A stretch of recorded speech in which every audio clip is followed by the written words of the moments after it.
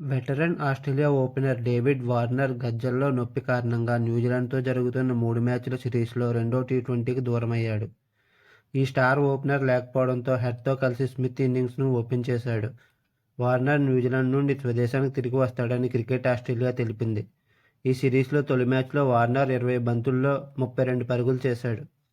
మార్చి 22 నుండి IPL 17వ season మొదలు కానుంది. ఈ నేపథ్యంలో ఢిల్లీ క్యాపిటల్ తరపున ఆడుతున్న వార్నర్ ఆడకపోతే ఆ జట్టుకు పెద్ద ఎదురుదెబ్బ తగిలినట్టే.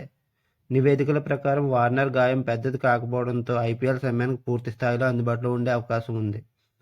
సన్ రైజర్స్ నుంచి ఢిల్లీ క్యాపిటల్కు వచ్చిన వార్నర్ 500 పైగా పరుగులు చేసి సత్తా చాటాడు. కెప్టెన్గా విఫలమైన బ్యాటింగ్లో అదరగొట్టాడు.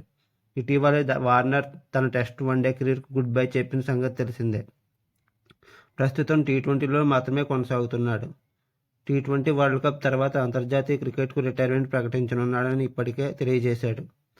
అయితే అంతర్జాతీయ లీగ్లో మాత్రం కొనసాగుతుందని స్పష్టం చేశాడు. పంత్ తిరిగి రావడంతో వార్నర్ తన కెప్టెన్సీ పగ్గాలను కోల్పోయే అవకాశం ఉంది. మీకు నా వీడియో నచ్చినట్లయితే లైక్ చేయండి, షేర్ చేయండి, సబ్స్క్రైబ్ చేయండి, కామెంట్ చేయడం మర్చిపోవద్దు. Thank you.